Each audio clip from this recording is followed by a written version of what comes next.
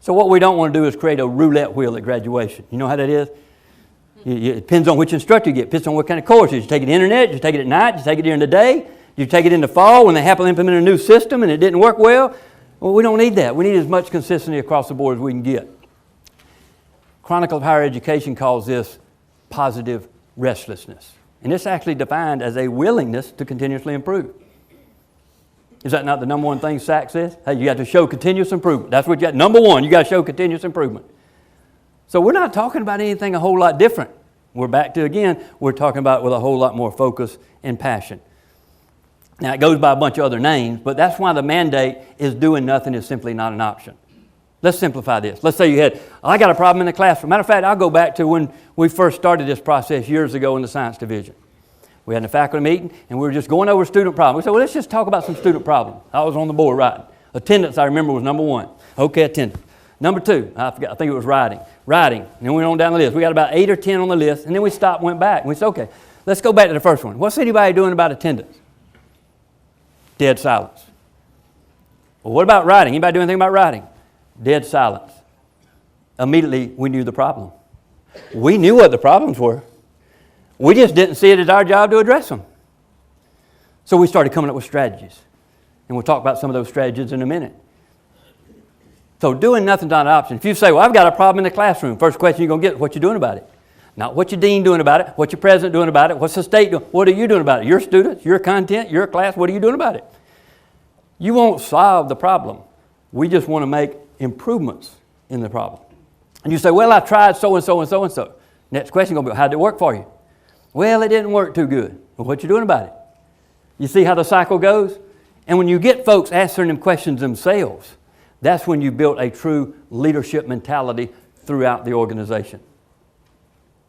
Goes by a bunch of different names, but every one of those names are the foundational definition of a professional in any field.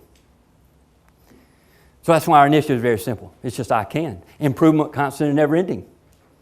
Coined after a Tony Robbins phrase. The only thing I didn't like about his phrase back in the late 80s, it was can I? Constant, never ending improvements. That sounds like a question. Can I? I don't know about that. Can I? We want to make an emphatic statement. I can. Improvement, constant, never ending. And what kind of resistance can you get when all you're asking somebody to do is constantly improve? Let me change that. What kind of logical resistance can you get when you're asking somebody to? None. You may get a lot of emotional simply because it's change.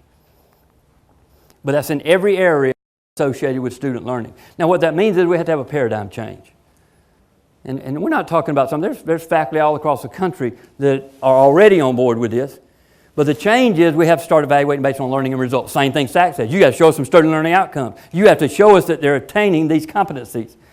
We don't care about how much activity went on in the classroom. Everybody on campus is busy. We want to know about how productive are you. Not how busy you are, how productive are you.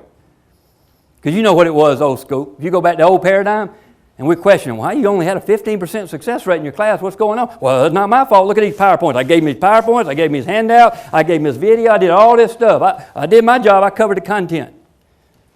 There's not a coach on the planet that would say that. Can you imagine a coach getting up on Monday morning saying, you know what? It's not my fault they didn't play hard Saturday. I told them to. It's not my fault they were running around like they didn't know what the plays were. I gave them the handout, told them to study them. You'd be looking at the screen like, really? This has got to be the most incompetent coach on the planet.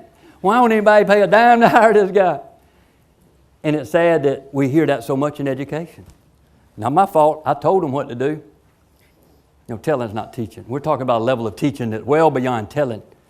And that's what it requires. But the thing about it is the personal satisfaction, just the invigorating empowerment that comes with changing that strategy is worth it to us.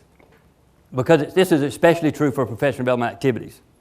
Unless something has been put into action, nothing's been developed. So your question as you leave today would be, what are you taking that you heard about today and going to specifically do in the classroom in response to that? That would be an action plan.